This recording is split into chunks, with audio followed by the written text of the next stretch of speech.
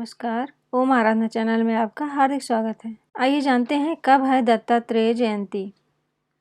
Video शुरू करें इससे पहले आप सभी से हाथ जोड़कर निवेदन है, प्लीज चैनल को लाइक, शेयर और सब्सक्राइब करें। दत्तात्रेय जयंती के दिन पूरे विधि विधान से भगवान दत्तात्रेय की पूजा की जाती है। कहा जाता है कि भगवान दत्तात्रेय में गुरु और देवता दोनों ही समाहित हैं। हर साल मार्गशीर्ष मास की पूर्णिमा को दत्तात्रेय जयंती काफी धूमधाम से मनाई जाती है।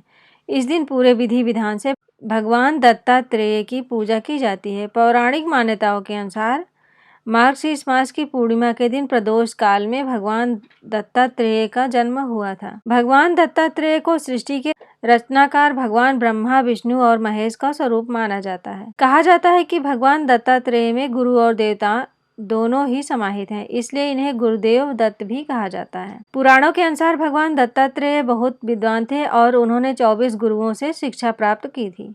इन्हीं के नाम पर दत्त संप्रदाय का उदय हुआ। दक्षिण भारत में भगवान दत्तात्रेय के अनेकों मंदिर हैं। मान्यता के अनुसार मार्गशीर्ष मास की पूर्णिमा के दिन व्रत रखकर भगवान दत्तात्रेय का दर्शन पूजन करने से व्यक्ति की सभी मनोकामनाएं पूरी होती हैं। हिंदू मान्यताओं के अनुसार भगवान दत्तात्रेय के 3 सिर और 6 भुजाएं हैं। इनके अंदर ब्रह्मा, विष्णु और शिव का संयुक्त रूप से अंश मौजूद है।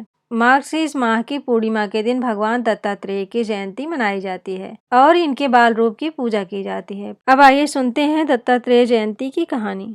एक बार नारद मुनि भगवान शंकर, विष्णु और ब्रह्मा जी से मिलने स्वर्गलोक गए, परंतु उनकी भेंट त्रिदेवों में से किसी से न हो सकी। उनकी भेंट त्रिदेवों की पत्नियों पार्वती, लक्ष्मी और सरस्वती जी से हो गई। नारद जी ने तीनों का घमंड तोड़ने के लिए कहा, मैं विश्व भर का भ्रमण करता हूँ, परंतु अत्रि ऋषि की पत्नी अनसुईया के समान पतिव्रता, धर्म वाली, शील एवं सद्गुण संपन्न स्त्री मैंने नहीं देखी। आप तीनों देवियां भी पतिव्रत धर्म पालन में उनसे पीछे हैं। यह सुनकर उनके अहम को बड़ी ठेस लगी, क्योंकि वह समझती थी कि हमारे समान पतिव्रता स्त्री संसार में नहीं है। नारद जी के चले जाने के बाद तीनों देवियों ने अपने अपने देवों से सती अनसुईया का पतिव्रत धर्म नष्ट करने का आग्रह किया। संयोगवश त्रिदेव एक ही समय अत्रि मुनि के आश्रम पर पहुंचे। तीनों देवों का एक ही उद्देश्य था, अनसुईया का पति धर्म नष्ट करना। तीनों ने मिलकर योजना बना डाली।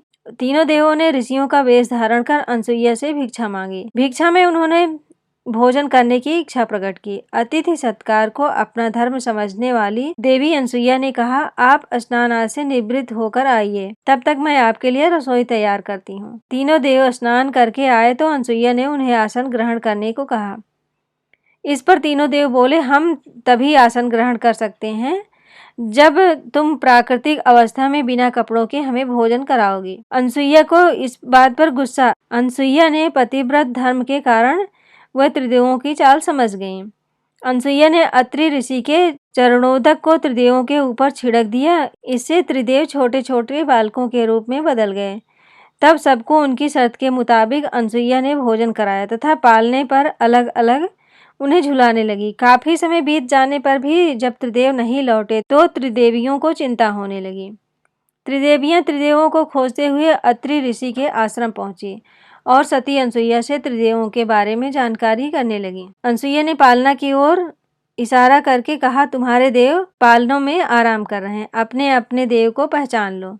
परंतु तीनों के चेहरे पर एक से होने के कारण वह न पहचान सकी। लक्ष्मी जी ने बहुत चालाकी से विष्णु को पालने से उठाया तो वह शंकर निकले। उस पर उनको बड़ा उपहास सहना पड़ा। तीनों देवियों के अनुनय विनय करने पर अनसुईया ने कहा, इन तीनों ने मेरा दूध पिया है, इसलिए इन्हें किसी न किसी रूप में मेरे पास रहना होगा। इस प्रकार त्रिदेवों के अंश से एक विशिष्ट बालक का जन्म हुआ, जिसके 3 सिर तथा 6 भुजाएं थीं। यही बालक बड़ा होकर दत्तात्रेय ऋषि कहलाए। अनसुईया ने पुनः पति चरणोदक से त्रिदेवों को पूर्ववत कर दिया। अगर आप इस चैनल पर नए हैं तो प्लीज लाइक, शेयर और सब्सक्राइब करें, इससे आने वाली वीडियो आपको मिल जाए। ये कहानी आपको कैसी लगी प्लीज़ कमेंट में ज़रूर बताएं। धन्यवाद।